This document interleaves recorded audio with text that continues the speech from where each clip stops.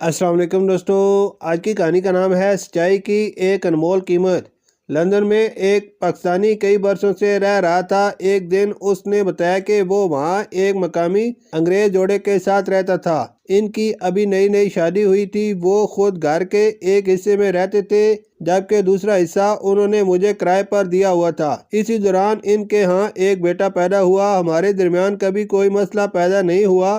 ہر مہینے کے آخر میں باقاعدگی سے انہیں کرایہ ادا کر دیا کرتا تھا۔ ہم پورے 12 سال تک اکٹھے رہے۔ نہ انہوں نے کبھی مجھے کوئی تکلیف دی اور نہ میری طرف سے انہیں کبھی کوئی دکھ پہنچا۔ ایک دن انہوں نے مجھ سے پوچھا، کل آپ کی کیا مصروفیت ہے؟ میں نے جواب دیا، کل میری چھٹی ہے اور میں گھر ہی میں رہوں گا۔ یہ سن کر انہوں نے خوشی کا اظہار کیا اور کہا، مسٹر ظفر، ہم آپ سے ایک چھوٹی سی درخواست کرنا چاہتے ہیں۔ میں نے کہا، جی ضرور، حکم کیجیے۔ انہوں نے بتایا، ہمیں ایک نہایت ضروری کام کے سلسلے میں شہر سے باہر جانا ہے۔ اگر آپ گھر پر موجود ہوں تو ہم اپنے بیٹے ڈگلس کو ساتھ نہیں لے جا سکتے۔ مہربانی کر کے آپ ڈگلس کا خیال رکھ لیجیے گا۔ میں نے مسکرا کر کہا، یہ میرے لیے اعزاز کی بات ہے کہ میں آپ کے کام آ سکوں۔ یہ طے پایا کہ وہ صبح روانہ ہو جائیں گے اور میں ان کے حصے میں آ کر رہوں گا۔ صبح جب وہ گاڑی میں بیٹھ رہے تھے تو انہوں نے ہاتھ ہلا کر گڈ مارننگ کہا اور میں سیدھا ان کے پوشن میں چلا گیا۔ ڈگلس تقریباً 9 سال کا تھا۔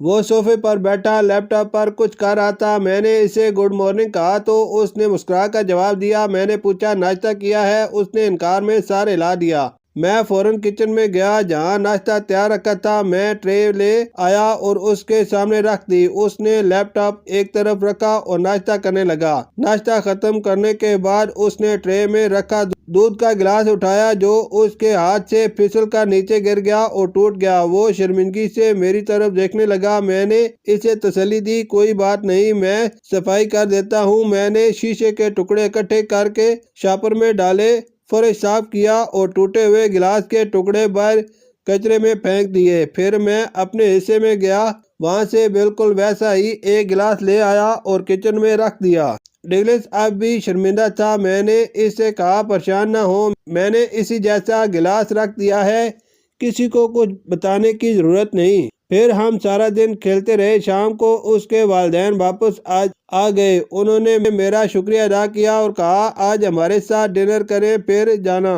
ڈنر کے دوران وہ مسلسل میرے لیے اچھے الفاظ کہتے رہے۔ بعد میں ان سے اجازت لے کر اپنے پوشن میں واپس آ گیا۔ اگلی صبح 6 بجے میرے دروازے پر دستک ہوئی۔ میں نے دروازہ کھولا تو ڈگلس کے والدین سامنے کھڑے تھے۔ میں حیران رہ گیا۔ انہوں نے کہا، مسٹر ظفر، آپ ایک اچھے انسان ہیں۔ ہمیں کبھی آپ سے کوئی شکایت نہیں ہوئی، لیکن اب آپ اپنے لیے کوئی اور گھر تلاش کریں اور ہمارا گھر جلد خالی کر دیں۔ میں نے حیرت سے پوچھا، اتنی جلدی کیوں؟ میں نے کیا کیا ہے؟ انہوں نے جواب دیا، مسٹر ظفر، آپ نیک انسان ہیں، لیکن کل آپ نے ہمارے بیٹے کو جھوٹ بولنے کی ترغیب دی۔